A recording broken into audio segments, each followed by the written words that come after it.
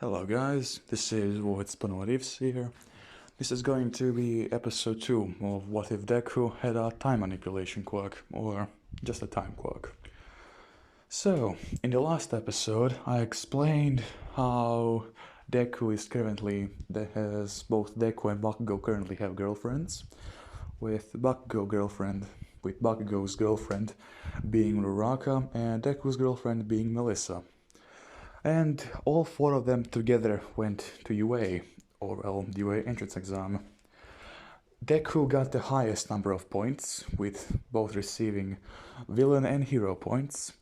The second one was Shota Todoroki. And also, I explained in the last episode that Endeavor isn't, how do you say it, a bastard, for lack of any better word. So yeah, Todoroki has, how do you say it, no problem using his fire side along with his ice side. And also because, how do you say it, because he also trained both of his quirks at the same time. Yeah, he is now much more proficient in using his fire than he was in the anime. So let's see, currently in the arc where Overhaul is. That is not Overhaul, let's put him at that he can use the same amount of flames as during the summer camp, I believe that was. When with the, how do you say it, Mew Mew Gods, or however the hell you hold those four heroes. So yeah, he can use fire to that point. He was the one who got the second rankings, with Bakugo being the third and Uraraka being the seventh.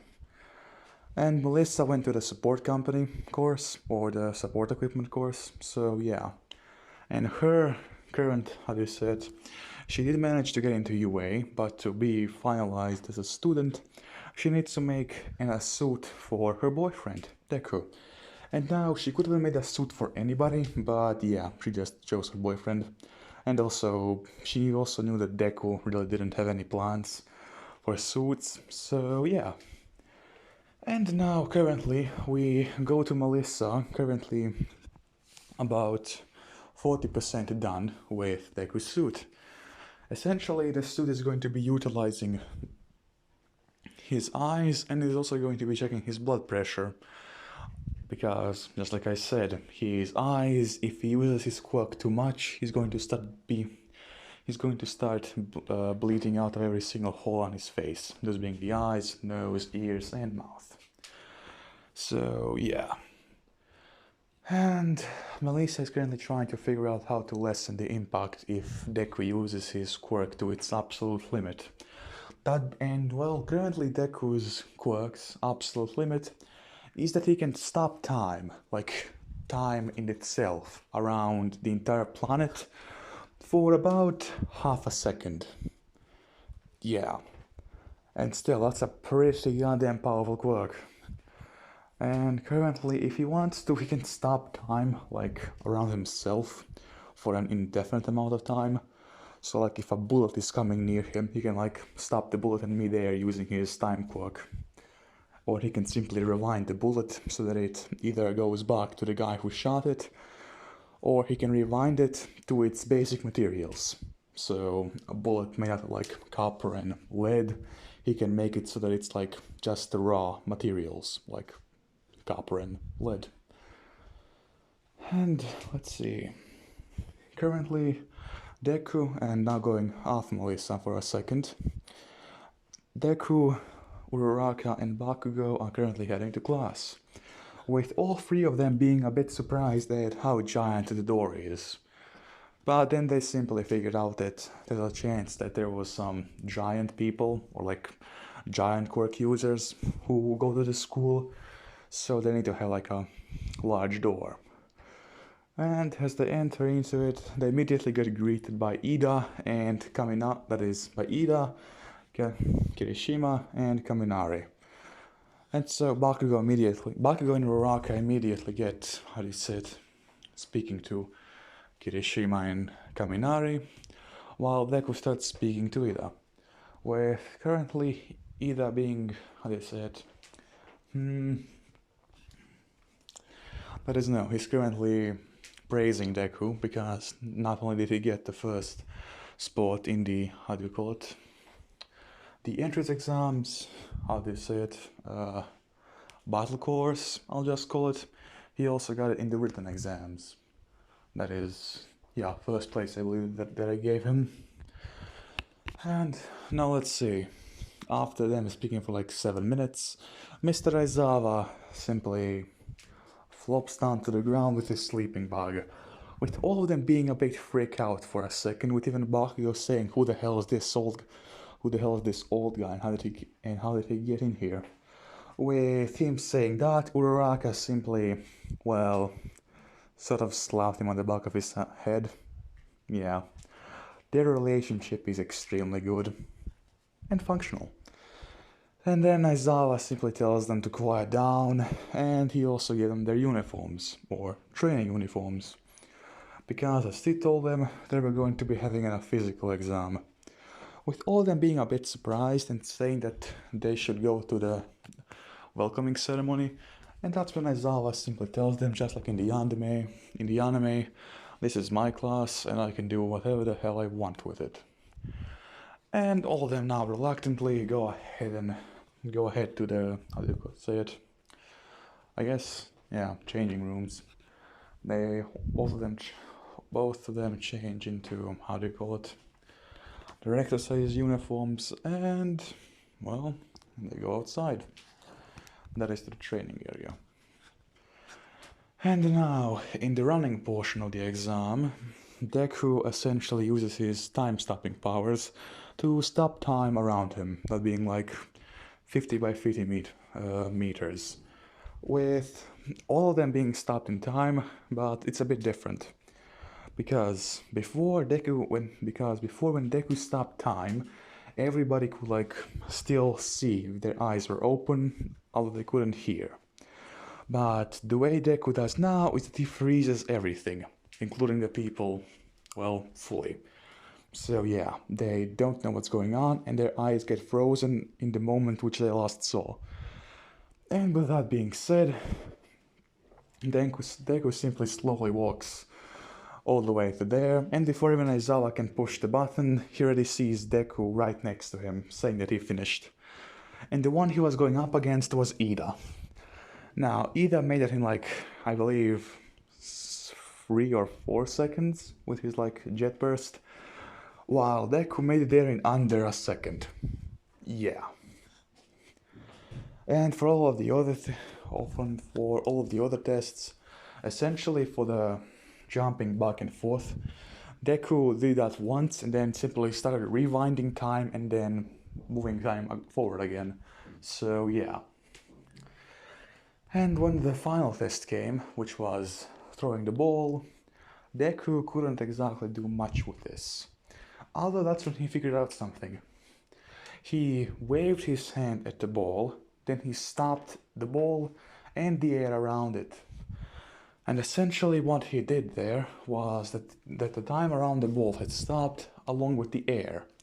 And that's when he simply started putting even more air pressure there, when he finally, how do you say it, deactivated his quirk, the ball was sent flying several hundred meters.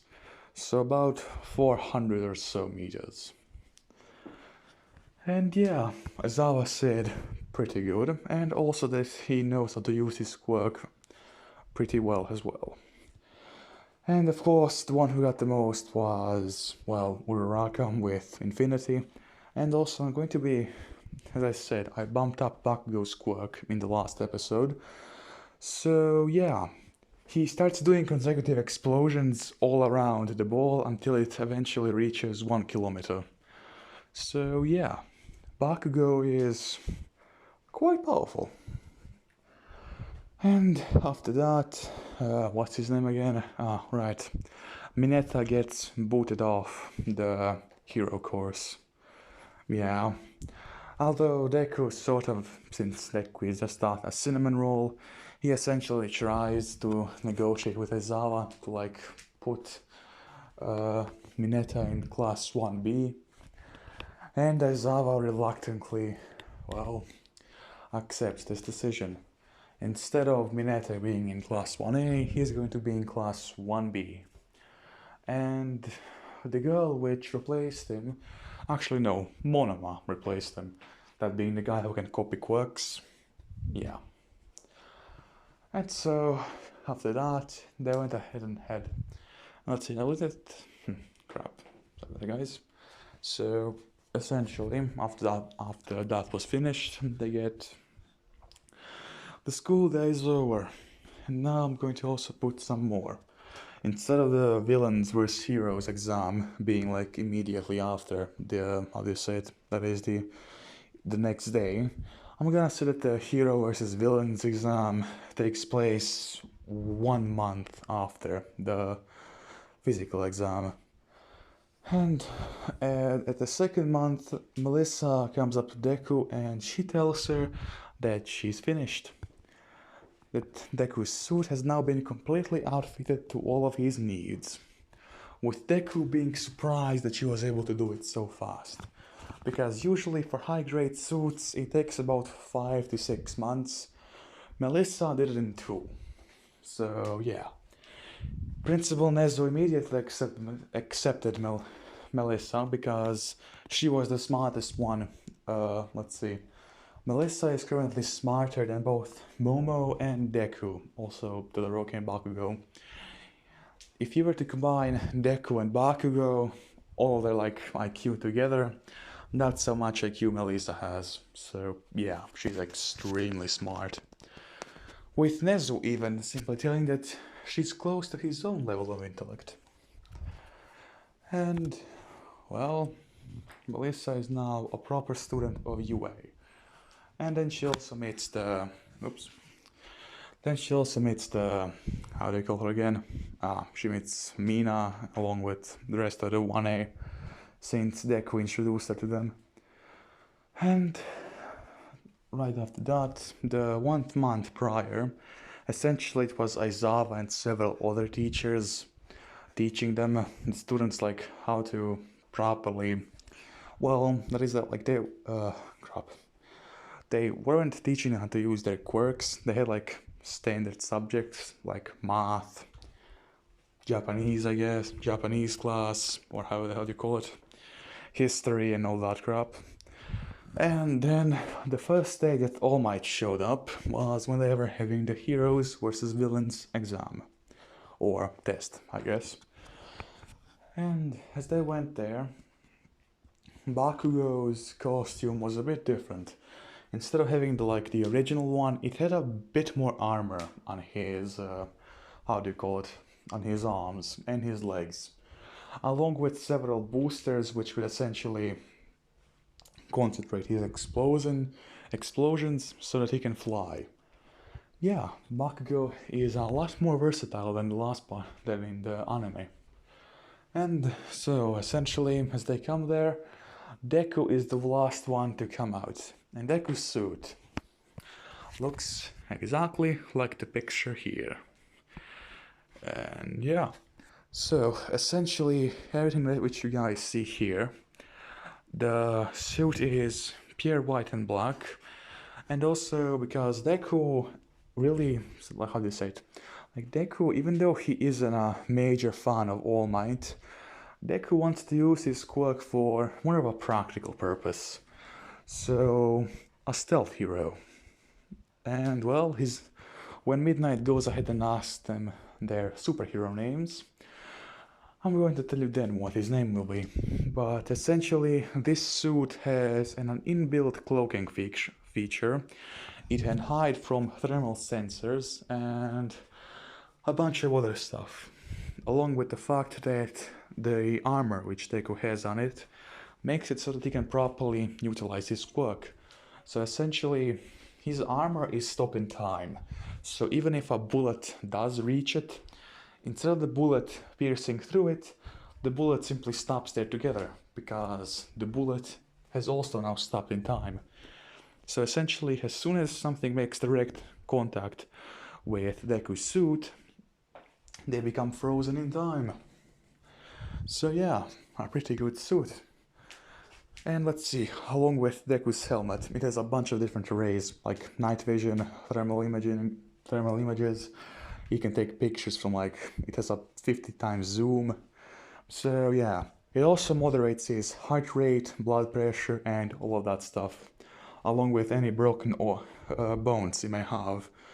And essentially how the suit, let's see, if Deku ever does get like punched, mostly like that, and he breaks his bones, essentially what the suit does is that it starts supporting those bones.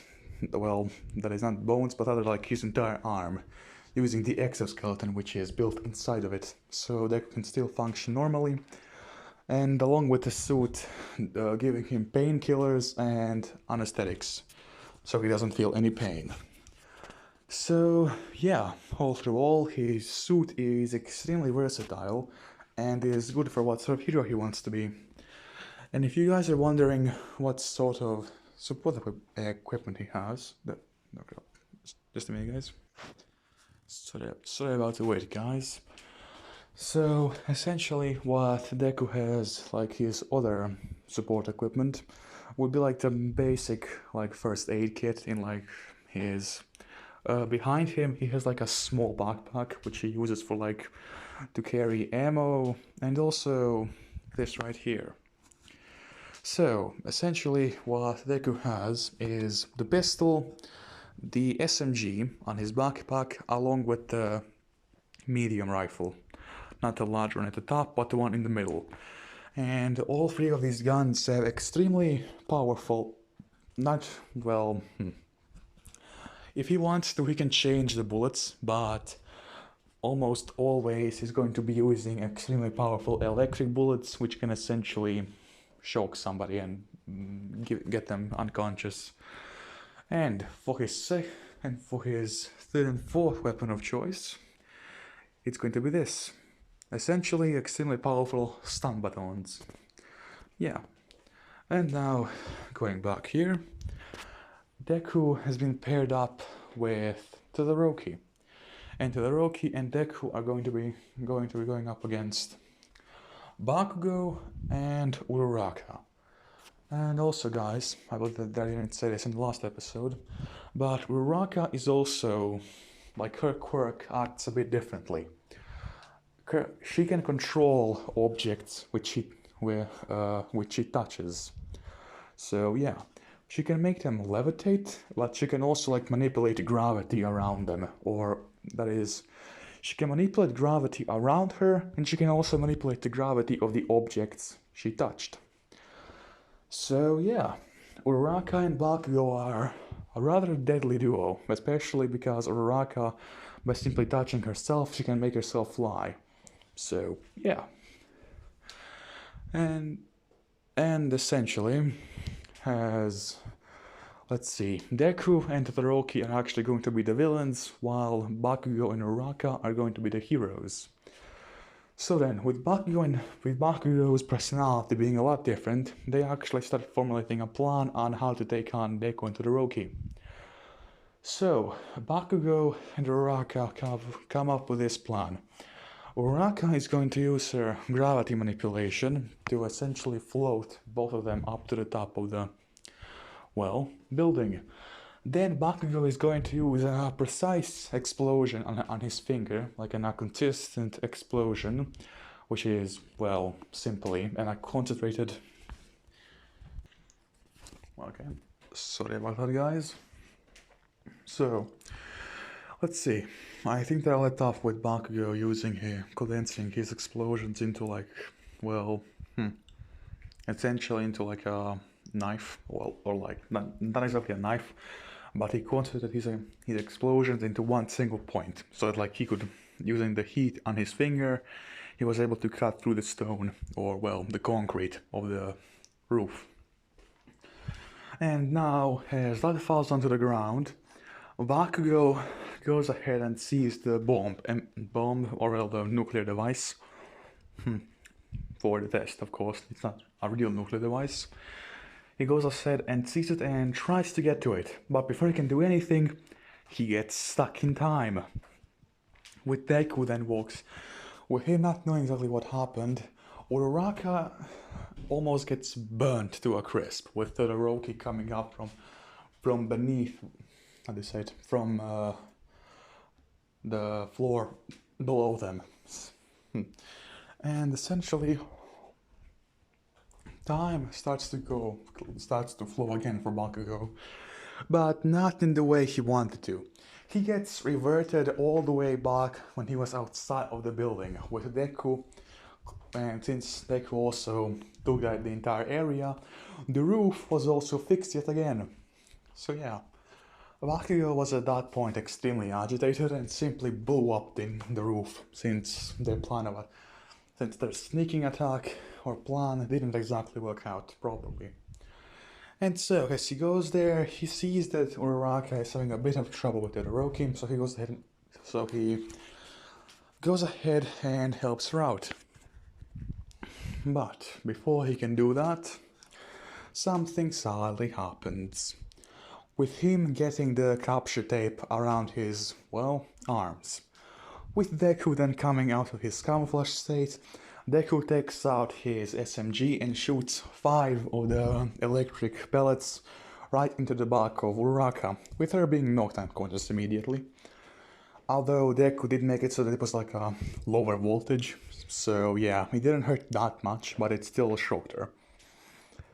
And so, this wasn't a victory for Deku and Todoroki.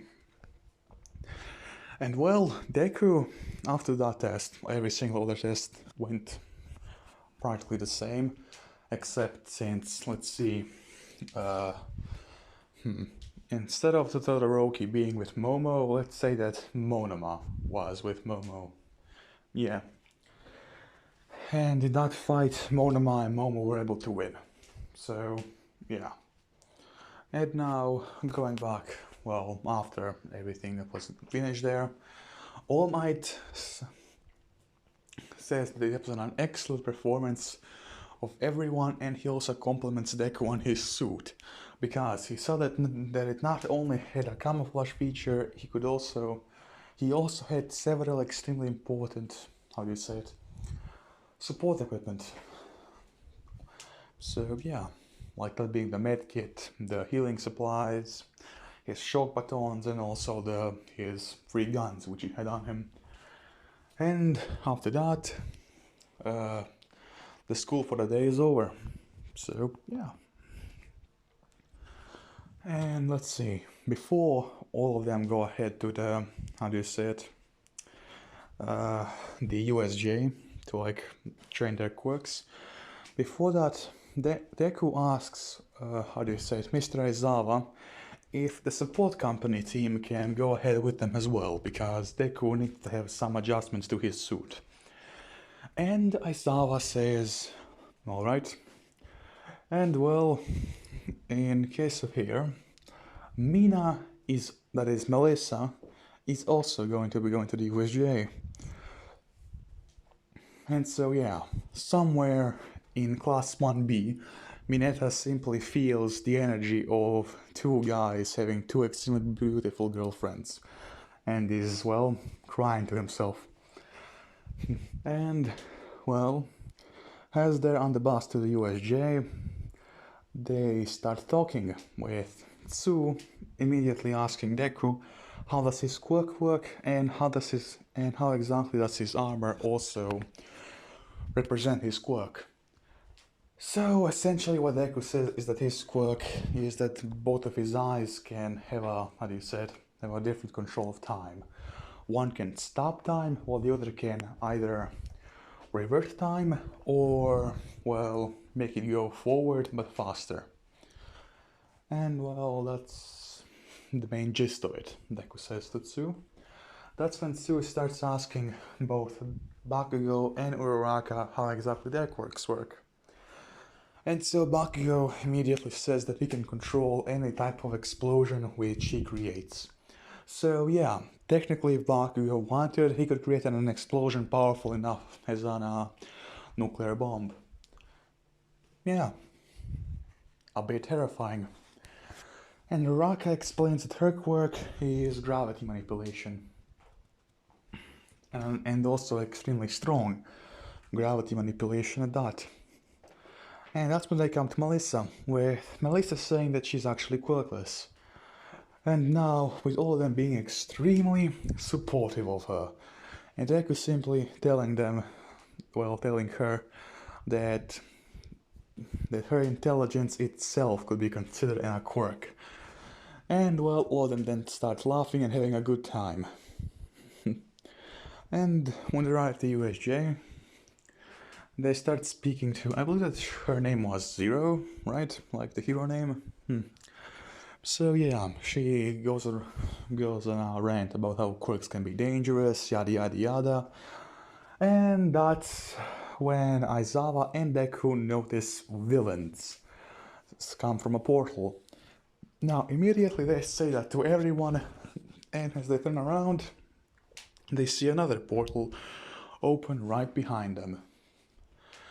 And also and essentially, Aizawa jumps in to fight at the main, how do you say it?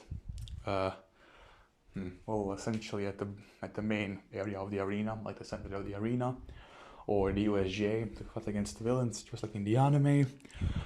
While Deku takes his SMG, which is here on the left corner, he takes that and gives it to Melissa so that she can defend herself. But before he can do that, Melissa pulls up something of her own. Essentially, okay, so let's see. I believe that I left off with Melissa putting on her suit. Or, well, that is, let's see. Right, here I was. So, as the villains finally attack, Deku gives Melissa his SMG. But before he can do that, he sees that Melissa takes off her backpack and puts down a sort of a black box. Or something that looks like a black box. Now, Deku isn't sure what this is, but that's when the box simply starts to, well, grow. Essentially disforming itself so it doesn't look like a box anymore, and then engulfing Melissa. Now, he has no clue what this is, but that's when he sees that the suit slowly starts to morph into a figure. And after about 20 or so seconds, this is what comes out. So, yeah, Melissa herself has a suit. Or, well, essentially that the suit is almost the same as that. Again, I'm sorry for the constant, how do you say it? Pauses, but currently there's a lot of noises going outside of my window because of construction, so yeah, I don't want you guys to hear that. But let's see. I think that I left off explaining how Melissa's suit works. Okay, so essentially Melissa's suit is almost a carbon copy of Deku's, except instead of being a male version, it's the female version. And so it has almost the same capabilities, that being like, it can cloak itself, it has advanced resistance for thermal sensors and any other kind of sensor. It doesn't give off a magnetic pulse. What else? It has the same vision as Deku, that being like thermal night vision, also has the heart rate and also the same capabilities to strengthen a person's joints using adrenaline or something like that. And also she has her own weapon, that being 2 Uzis and 1 P90. So yeah, she isn't exactly weak. And that's when Deku simply takes his SMG and puts it back in his holster.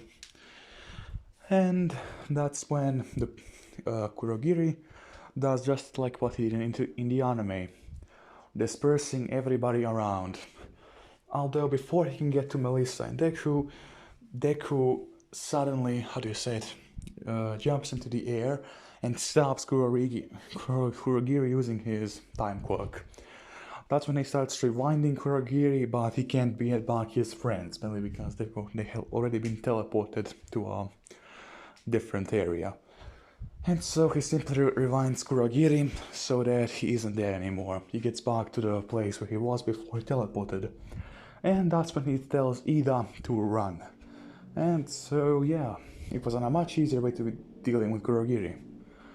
And as Ida gets out and starts running towards the other heroes, or UA that is, Deku, Melissa, and also, let's say, Mina, Kaminari, and Jiro, those being the three which are up there, or well, with them, along with Zero, who at this point wasn't damaged by Kurogiri at all, so she also joins Aizawa in the fight against the villains.